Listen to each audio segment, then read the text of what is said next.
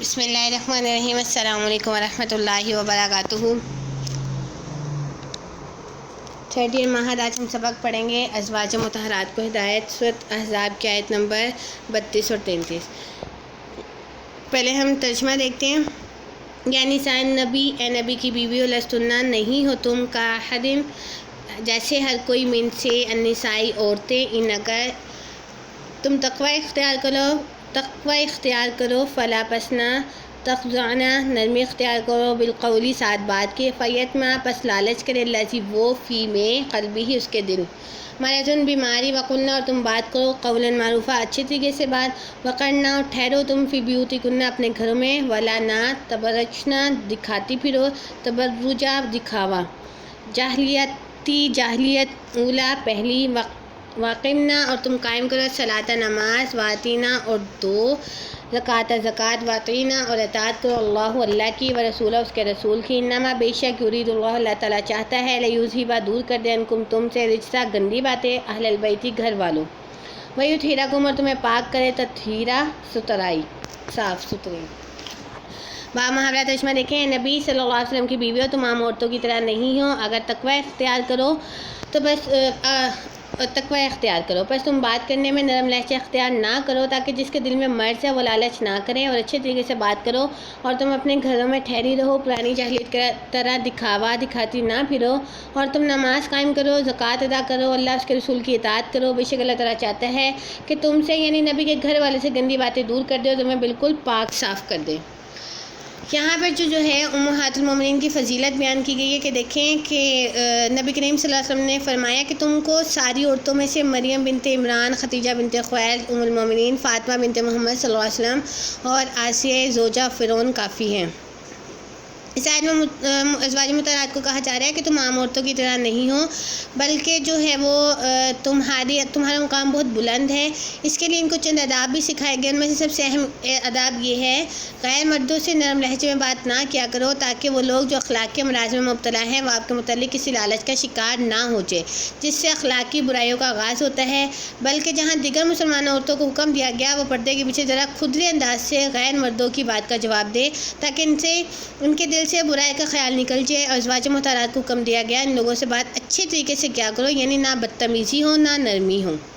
بات کرنے کے طریقے کے بارے میں اللہ تعالیٰ نے یوں فرمایا کہ جب وہ سوال کریں تو پردے کے پیچھے سے جواب دیں، یہ تمہارے ان کے دلوں کی پاکیزگی کے لیے بہتر ہے۔ یہ جب ازواج مطہرات کو خطاب کیا جا رہا ہے کہ وہ نرم لہجے سے نہ بات کریں غیر مردوں سے، تو عام عورتوں کے لیے تو بطریق اولا ہے کہ وہ بھی اپنے دلوں کی پاکیزگی کے لیے کیا کریں، اپنے لہجوں کو تھوڑا نامحرموں کے ساتھ سختی کے ساتھ پیش آئیں۔ نرم لہجے سے اگر بات کریں گے، سختی سے مراد یہ نہیں کہ آپ ان کے ساتھ بدتمیزی شروع کر دیں، اتنا نرم اور میٹھا لہجہ نہ ہو کہ ان کے دلوں میں جو ہے وہ تمہارے لیے غلط خیال پیدا ہو جائے۔ آگے جو ہے وہ اگلے آیت میں جو ہے یہ ادب سکھایا گیا کہ اپنے گھروں میں وقار کے ساتھ ٹھہرو، بلا ضرورت گھر سے نہ نکلو۔ اس کے علاوہ زمانے جاہلیت کی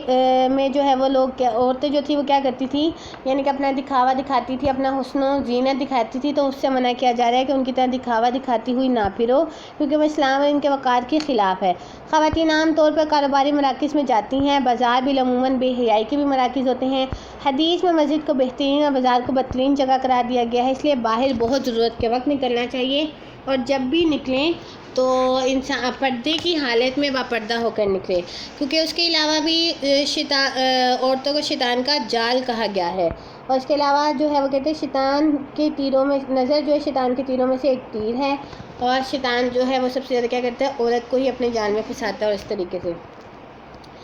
ازواج مطہرات کو نماز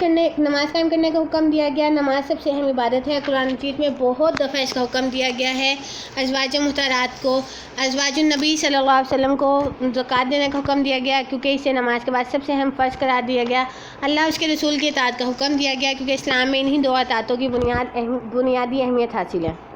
ان تمام احکامات کا مقصد یہ بیان کرنا ہے کہ اللہ تعالیٰ ازواج النبی صلی اللہ علیہ وسلم سے گندی باتوں کو دور کرنا چاہتا ہے، کیونکہ یہی تو امت مسلمہ کی سب خواتین کے لیے نمونہ ہے۔ اسی بنا پر اللہ تعالیٰ ان کو پاکیزگی عطا کرنا چاہتا ہے تاکہ لوگ ان کے نقش قدم پر چلتے ہوئے، خواتین خصوصاً ان کے نقش قدم پر چلتے ہوئے پاکیزگی کو اختیار کریں۔ ختم نبوت کے بارے میں ہے، آگے آیت نمبر 40 ہے سورۃ احزاب کی ختم نبوت۔ مکان محمد ابا احد من رجالکم ولکن رسول اللہ وخاتم النبیین وکان اللہ بکل شیء علیما۔ محمد صلی اللہ علیہ وسلم تمہارے مردوں میں سے کسی کے باپ نہیں، لیکن وہ اللہ کے رسول اور آخری نبی کریم صلی اللہ علیہ وسلم ہیں۔ دیکھیں بھئی، یہ ہمارے ایمان کا ایک خاص حصہ ہے ختم نبوت۔ اس پر ایمان لائیں گے تو ہم مسلمان ہوں گے۔ اس کے بارے میں اس کی تشریح دیکھیں کہ پہلے بھی ہم نے پڑھا تھا منہ بولے بیٹے کے احکامات کے اس آیت کے متعلق کے لیے آپ صلی اللہ علیہ وسلم کی یعنی کہ نبوت کے بعد کے حالات کو مد نظر رکھنا ہوگا کہ اس وقت صورتحال یہ تھی کہ حضرت زید بن حارثہ نے اپنی بیوی حضرت زینب بنت جہش کو طلاق دے دی تھی۔ حضرت زید بن حارثہ کو آپ صلی اللہ علیہ وسلم نے منہ بولیا بیٹا بنایا ہوا تھا۔ عرب میں منہ بولے بیٹے کو حقیقی بیٹے کے مترادف سمجھا جاتا تھا۔ اس اعتبار سے اس کے متعلقہ سے نکاح کو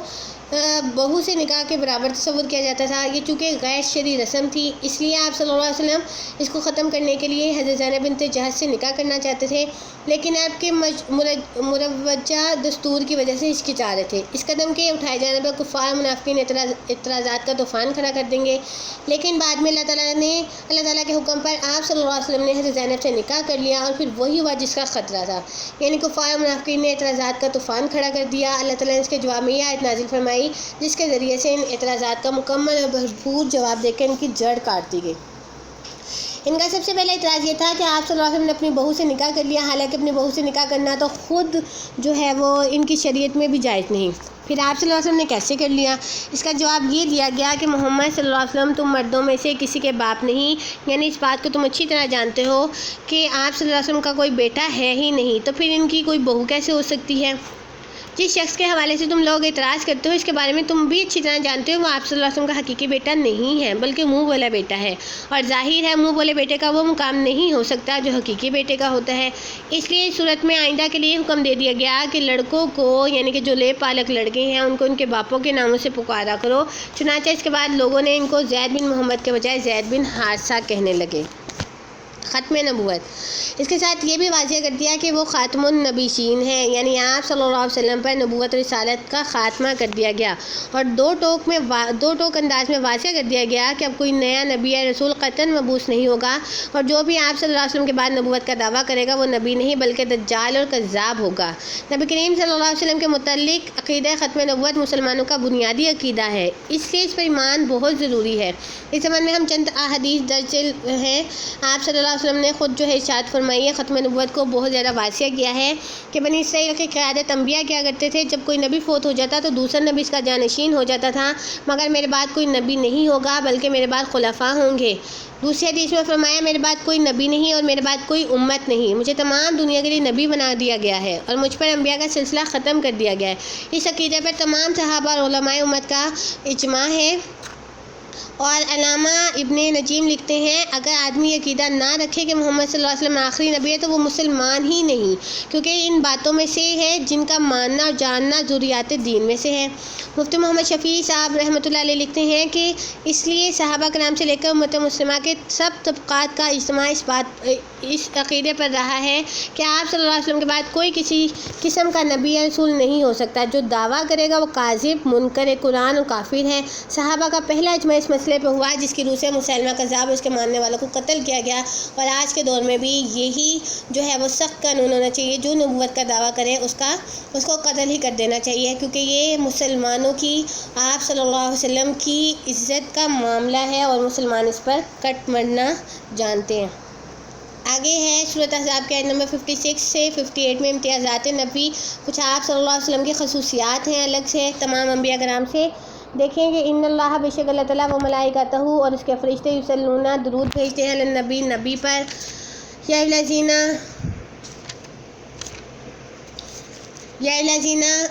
اے وہ لوگوں آمنو جو ایمان لے کے آؤ، صلو علیہ وسلم تسلیما درود بھیجو اس پر، سلام بھیجو خوب سلام۔ ان الذین بے شک جو لوگ یؤذون ایذا دیتے ہیں اللہ کو ورسولہ اور اس کے رسول کو، لعنہم اللہ ان پر لعنت کی اللہ نے، فی دنیا میں والآخرہ اور آخرت میں، وعدہ اور تیار کیا لہم ان کے لیے عذابا مہینا رسوا کرنے والا عذاب۔ والذین جو لوگ ایذا دیتے ہیں مؤمنین مومن مرد اور مومن عورتیں بغیر مکتسبو کہ انہوں نے کمایا، فقط البتہ تحقیق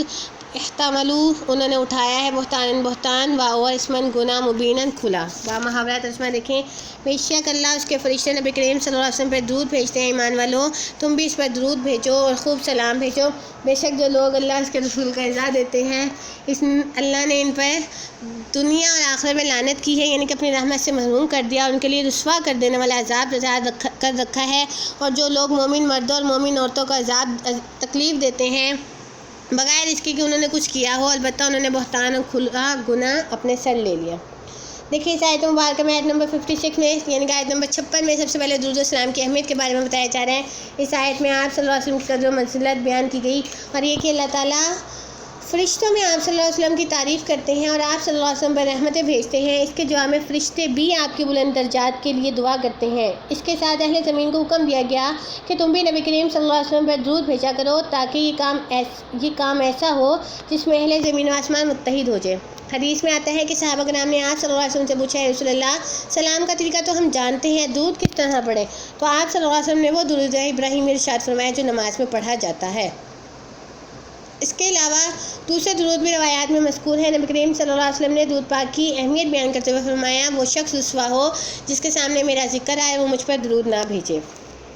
اور ایک اور حدیث میں ہے، جو شخص مجھ پر درود بھیجتا ہے اللہ اس پر 10 رحمتیں نازل فرماتا ہے۔ اس کے علاوہ ارشاد نبوی صلی اللہ علیہ وسلم ہے، جو شخص مجھ پر درود بھیجتے ہیں ملائکہ اس پر درود بھیجتے رہتے ہیں جب تک وہ مجھ پر درود بھیجتا رہتا ہے۔ ارشاد نبوی صلی اللہ علیہ وسلم ہے، قیامت کے دن میرے ساتھ رہنے کا سب سے زیادہ مستحق وہ ہوگا جو مجھ پر سب سے زیادہ درود بھیجے گا۔ درود بھیجنے پر اجتماع امت ہے۔ جمہور فقہا کا اجماع ہے کہ جب کسی کے سامنے آپ صلی اللہ علیہ وسلم کا مبارک نام لیا جائے تو اس پر درود پڑھنا واجب ہو جاتا ہے۔ دراصل اس طرح اللہ تعالیٰ نے آپ کا ذکر بلند کر دیا، جیسا کہ قرآن پاک میں اللہ تعالیٰ نے فرمایا، وَرَفَعْنَا لَكَ ذِكْرَكَ، اور ہم نے تیرا ذکر بلند کر دیا۔ اللہ کو اعزاز دینا، اس آیت میں اللہ تعالیٰ نے جو اگلے آیت میں دیکھیں کہ اللہ تعالیٰ کو اعزاز دینے کے بارے میں بتایا جا رہا ہے کہ اس آیت میں اللہ تعالیٰ نے ان لوگوں کے متعلق بیان ارشاد فرمایا جو اللہ اس کے رسول کو اذیت دیتے ہیں۔ اللہ کو اذیت دینے سے مراد ایسے افعال کا ارتکاب ہے جو اللہ کو ناپسند ہے، ورنہ دنیا میں کس کی مجال ہے کہ اللہ تعالیٰ کی جبار و قدیر ذات کو اذیت پہنچانے پہ قدرت رکھتا ہو۔ ایسے افعال سے دو قسم کی چیزیں مراد ہے، ایک تو ایسے افعال ہیں جس میں کھلم کھلا اللہ تعالیٰ کی نافرمانی کی ہو، جیسے مشرکین، یہود و نصارہ وغیرہ اللہ تعالیٰ کے لیے اولاد کا وجود ثابت کرتے ہیں۔ اس کے علاوہ زمانے کو گالی دینا یا زمانے کو برا بھلا کہنا بھی اسی ذیل میں آ جاتا ہے، کیونکہ زمانے کو برا بھلا کہنا یا گالی دینے سے مراد اللہ کو تکلیف دینا ہے، جیسا کہ حدیث قدسی میں اللہ تعالیٰ ارشاد فرماتے ہیں، ابن آدم مجھے ایذا دیتا ہے جب زمانے کو گالی دیتا ہے، حالانکہ میں ہی زمانہ ہوں،